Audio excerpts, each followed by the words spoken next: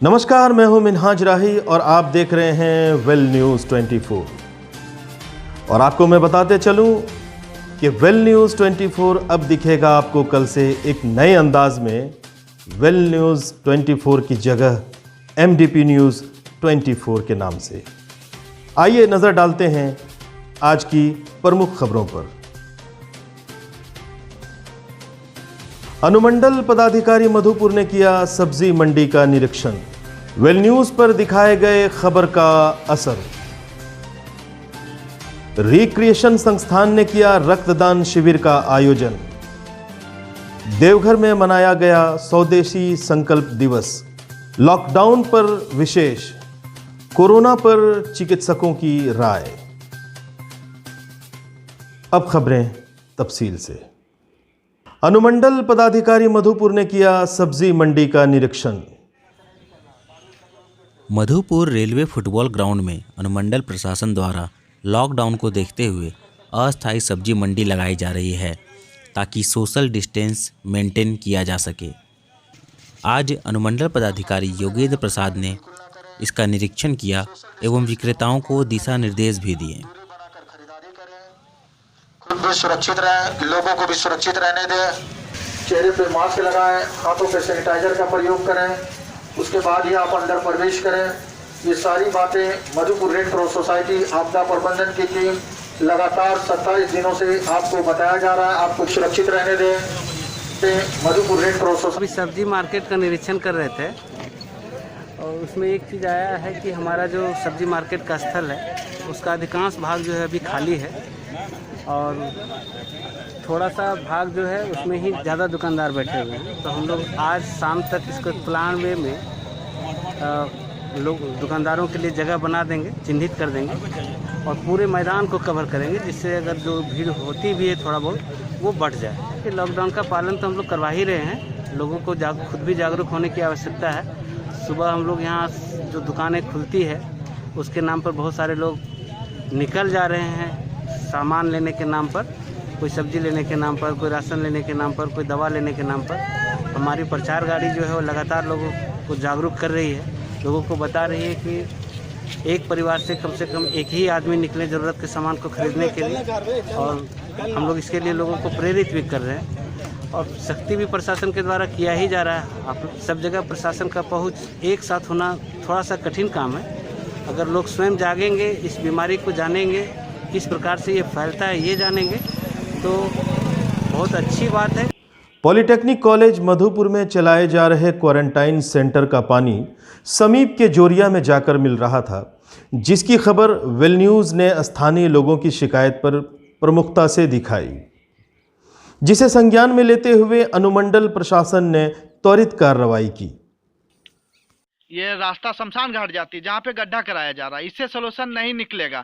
ये 10 गांव फैलाया जा रहा है, ये नदी का पानी 10 गांव जाती है, 10 गांव के सारे मवेशी लोग पीता है। इससे समस्या एक ही निदान है कि यहाँ से ये सेंटर हट जाए, और ये सेंटर हटने के बाद ये नदी में पानी नहीं जाएगा, ये नदी फागुत तक जाती है और आगे बढ़ सकता है। अगर ये सेंटर यहाँ से हटा दिया जाता है तो ये समस्या नहीं होगा। वेल न्यूज़ के माध्यम से कल हमने जो शिकायत दर्ज की थी उसमें कुछ काम हुआ, लेकिन वो उसका सोल्यूशन नहीं है। सोल्यूशन ये है कि यहाँ से सेंटर हटा दिया जाए और कहीं दूसरे जगह शिफ्ट किया जाए, क्योंकि लाखों लोग जो है इससे पीड़ित होने की संभावना है। आप देख सकते हैं। मैं कहूँगा SDO साहब से कि खुद निरीक्षण करें वहाँ के इस जगह की। ये छोटा सा गड्ढा करवाने से इसका सोल्यूशन नहीं निकल सकता है। रिक्रिएशन संस्थान के सदस्यों द्वारा आज मधुपुर अनुमंडल अस्पताल में रक्तदान शिविर का आयोजन किया गया, जिसमें मुख्य रूप से अस्पताल उपाधीक्षक सुनील कुमार मरंडी एवं संस्थान के अधिकारी व सदस्य मौजूद थे।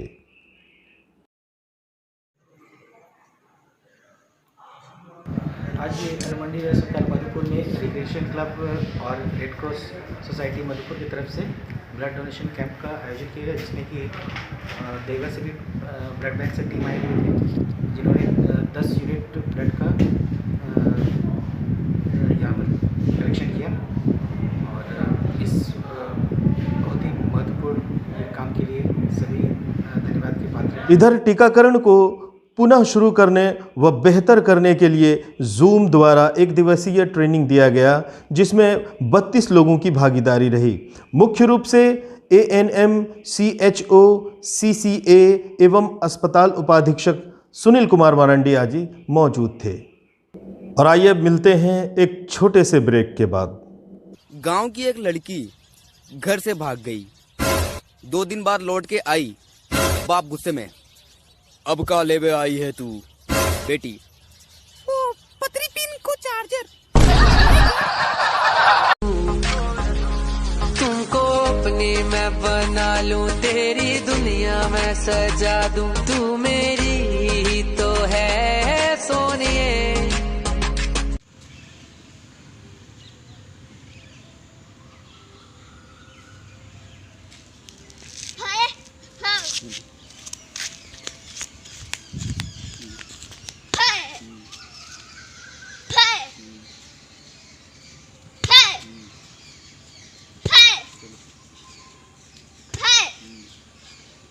ब्रेक के बाद आपका स्वागत है।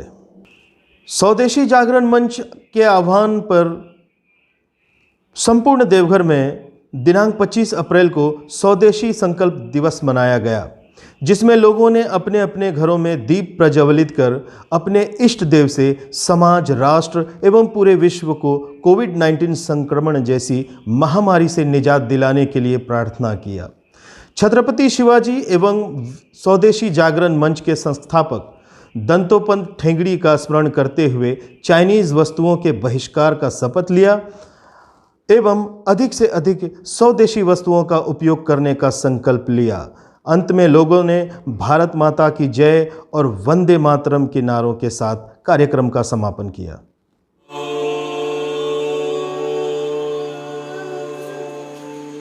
एक बार बोले गणेश भगवान की, छत्रपति शिवाजी महाराज। लगातार पिछले 1 महीने से ज़्यादा का अरसा रोजी रोजगार से दूर रहने के बाद अब मध्यम वर्गीय के समक्ष कई तरह की समस्याएं उत्पन्न हो गई हैं। इन्हें चावल, दाल और आटा की दिक्कतों का सामना करना पड़ रहा है। इनका कहना है कि समाज में एक ऐसा भी वर्ग है, पर इनकी कौन सुने फरियाद। सरकार की तरफ आशा भरी निगाहों से देख रहे हैं। मिडिल क्लास वालों के लिए सरकार कुछ नहीं कर रही है। गरीब तो चलो राशन भी ले रहा है राशन कार्ड की वजह से, और अमीर को तो उसको तो कहना ही नहीं है, लेकिन गरीब के लिए कुछ नहीं हो रहा है, सरकार कुछ नहीं कर रही है। मिडिल क्लास वालों के लिए हम लोगों को बहुत परेशानी का सामना करना पड़ रहा है। 1 महीना से ऊपर हो गया है लॉकडाउन, कोई कामकाज का ठिकाना नहीं है और ना ही कोई सरकार की तरफ से आश्वासन है कि आगे क्या होगा नहीं होगा। हमारा रमज़ान चल रहा है, रमज़ान में तो ऐसे ही खर्च दुगना हो जाता है। ये जो लॉकडाउन जब से हुआ है तकरीबन 30 दिनों से ज़्यादा हो गई है, और इसमें एक ऐसा वर्ग है जिसे सबसे ज़्यादा दिक्कतों का सामना करना पड़ रहा है, वो है मिडिल क्लास वर्ग। क्योंकि उसके पास ना ही हाथ फैलाने के लिए किसी के पास कोई साधन है और ना कोई जमा पूंजी है।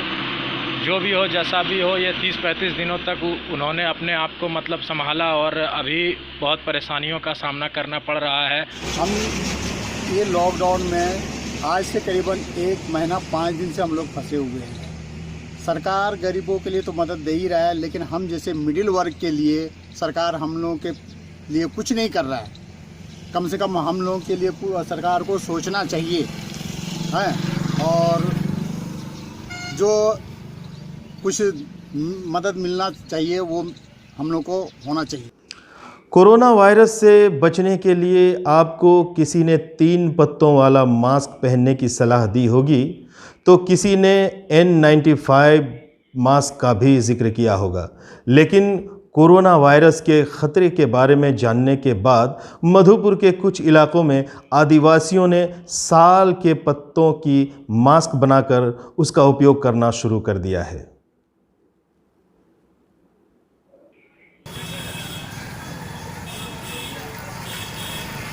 कोरोना पर चिकित्सकों की राय। नमस्कार, मैं अभी मौजूद हूँ मधुपुर रेलवे हॉस्पिटल में और हमारे साथ हैं डॉक्टर शंखमंडल और डॉक्टर राजेश कुमार।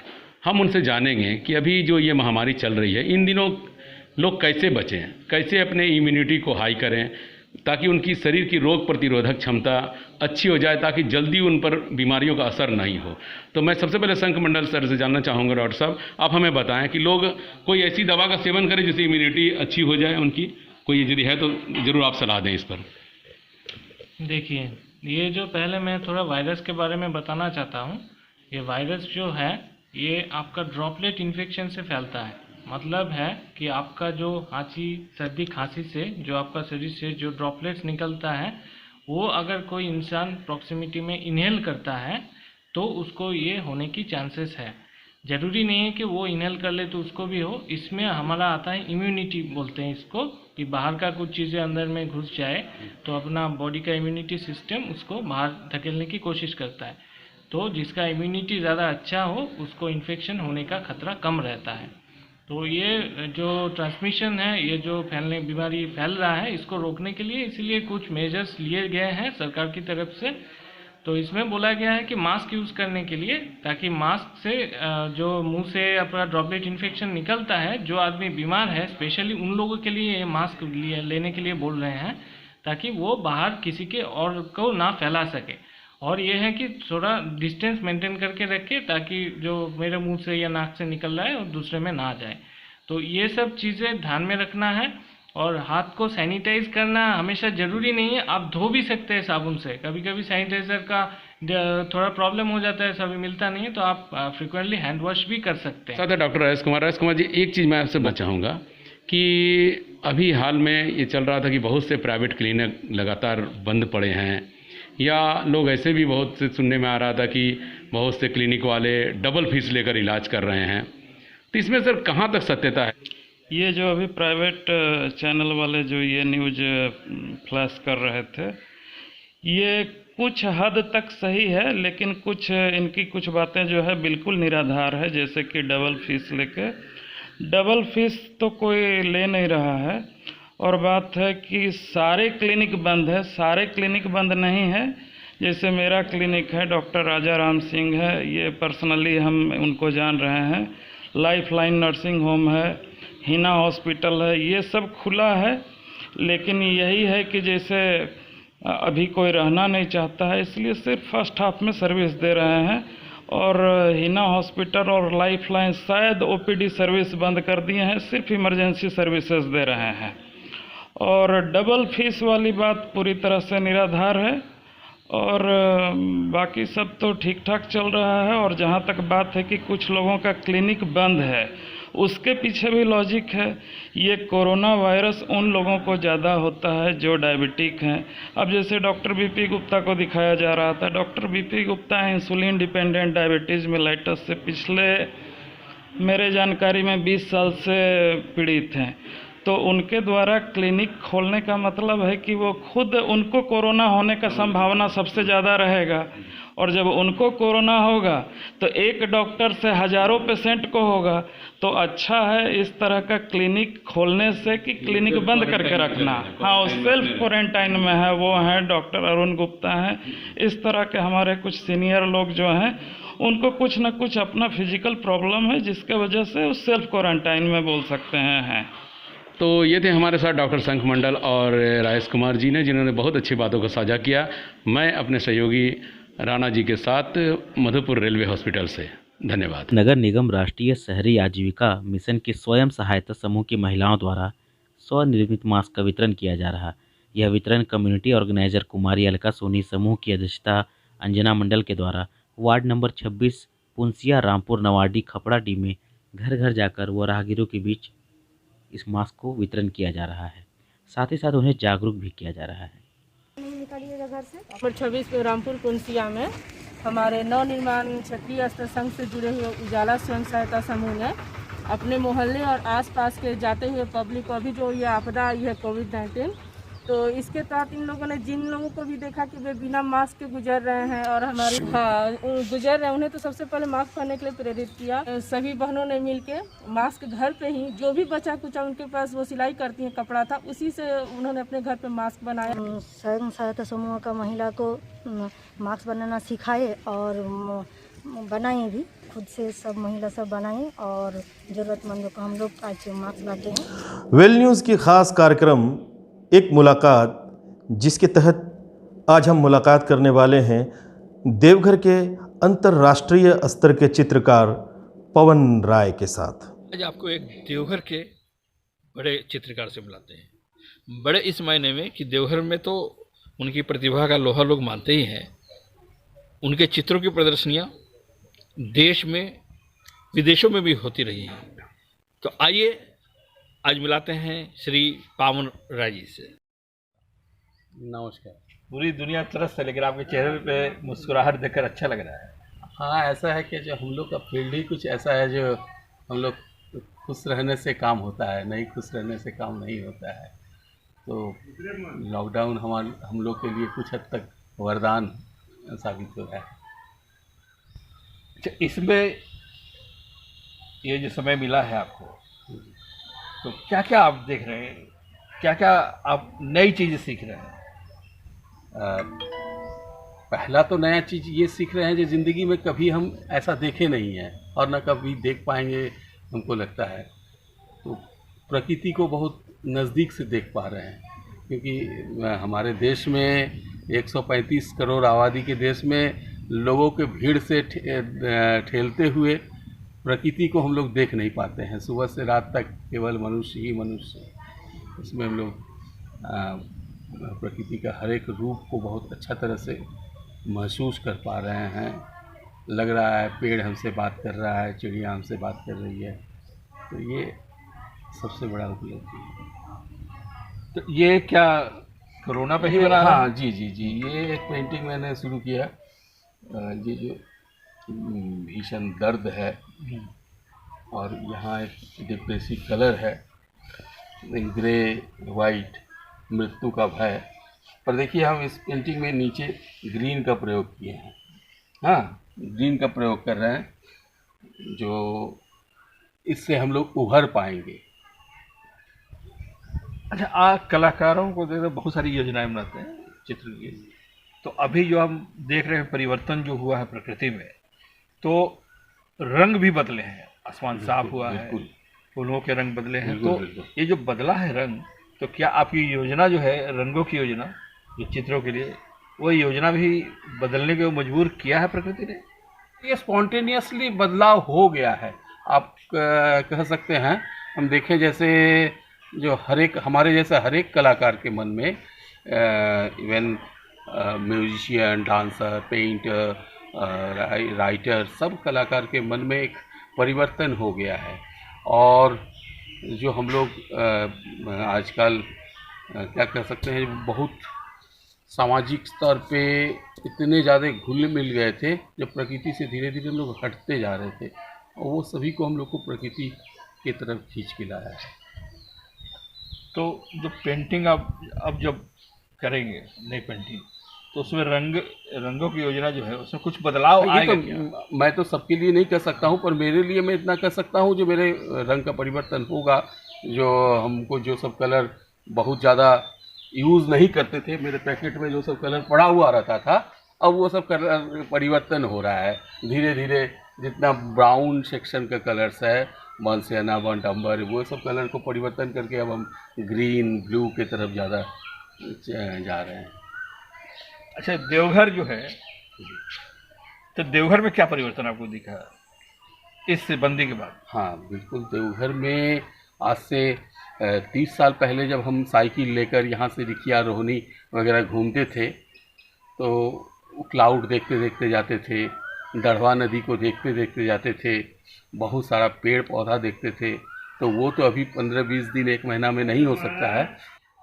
देवघर पे अगर चित्र बनाना चाहे, पेंटिंग बनाना चाहे, तो अब आपका मन कुछ बदले, रंग बदलेंगे, खुशनुमा कुछ? हाँ, जैसे अभी हम एक सीरीज़ ऑफ पेंटिंग्स कर रहे हैं, बहुत सालों से शुरू की थे, 10 साल से वो अधूरा पड़ा हुआ था, लगता नहीं है ये पूरा हो पाएगा, लगता था। पर अब देख रहे हैं फिर उधर झुके हैं और उसको संपूर्णता के ओर ले जाना चाह रहे हैं। वो देवघर में जितना मकान सब, जितना हेरिटेज बिल्डिंग सब वैनिश होते जा रहा है, समाप्त होते जा रहा है, धीरे धीरे वो सब का हिस्ट्री को हम अपने तरीक़ा से, अपने ब्रश के थ्रू, अपने कलर के थ्रू उसको इलस्ट्रेट करना चाह रहे हैं। और 50-60 करीब कर चुके हैं। फिर उसको बड़े आकार में, एल्बम के आकार में हम पब्लिश करने की कोशिश करेंगे, जो नेक्स्ट जनरेशन देवघर का एक हिस्ट्री को एक आर्टिस्ट के नज़र से देख ले। अच्छा, आप एक इंस्टीट्यूट भी चलाते हैं कॉर्निक, आपके बहुत सारे बच्चे आपसे सीखते हैं, तो बंदी में बहुत सारे स्कूलों में ऑनलाइन पढ़ाई हो रही है, तो क्या आप भी ऑनलाइन पढ़ा रहे हैं और पेंटिंग बनाना? हाँ, जस्ट ऑनलाइन ही कह सकते हैं उसको। व्हाट्सएप के थ्रू, यूट्यूब के थ्रू हम बच्चे लोगों को कुछ कुछ सिखा रहे हैं। उन लोग को अपने मन से पेंटिंग करा रहे हैं और उसको इम्प्रूव कर रहे हैं, करेक्शन नहीं करते हैं। इन दिन जो हम पेंटिंग सिखा रहे हैं, करेक्शन बिल्कुल नहीं करते हैं, इम्प्रूव करते हैं। वो जो बनाते हैं, जैसे आपको हम सिंपली एक उदाहरण दे रहे हैं, कल की डेट में उन लोगों को बोले जो 4 भीषण आकार का चेहरा बनाओ, जो कोई दानव है तो कोई भूत है, और उसको तुम रिलेट करो कोरोना वायरस के साथ। तो बहुत सारा बच्चा कर करके दे रहा है, उसको हम फिर इम्प्रूव कर रहे हैं। तो ये बच्चे के मन में स्किल के साथ साथ उसका इटर्नल जो फीलिंग्स है, सोच है, वो चारों तरफ से जो सुन रहा है टीवी के थ्रू, अपने पेरेंट्स के थ्रू, वो भी डेवलप हो रहा है। अभी के माहौल में आप लोगों से कुछ, एक कलाकार हैं आप, आपकी बात सुनी जाती है, तो आप कुछ कहना चाहेंगे? मैं तो इतना ही कहूँगा, जो ये तो हमारा एक शुरुआत है, पर इस तरह का हैबिट हम लोग बना ले तो हम भी बचेंगे, प्रकृति भी बचेगा और मानव सभ्यता भी शायद समाप्त नहीं होगा। चलिए, तो हम उम्मीद करेंगे कि मानव सभ्यता समाप्त न हो और आपसे विदा लेंगे।